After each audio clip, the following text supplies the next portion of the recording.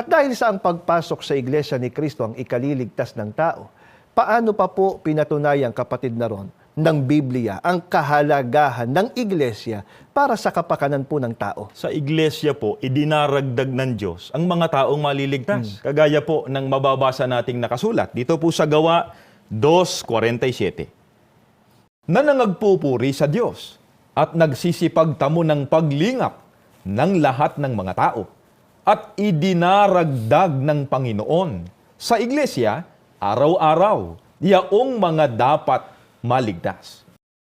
Mga kaibigan po namin, maging noon pa sa panahon po ng mga apostol ay sa iglesia idinagdag ng Panginoon Diyos ang mga taong dapat na maligtas. Kung hindi po mahalaga ang iglesia, bakit po dito idinagdag o dinala ng Diyos ang mga maliligtas? Di po ba? Katunayan nga po yung kapatid na ron na talagang ang Iglesia kailangan po sa pagtatamo ng kaligtasan. At mga kaibigan, ipinapapansin po namin sa inyo na maging sa panahon noon ng mga apostol, ang mga maliligtas ay hindi po basta sumampalataya lang at tinanggap lang ang Panginoong Jesucristo bilang Panginoon at tagapagligtas. Sila ay umanib po sa Iglesia ni Kristo.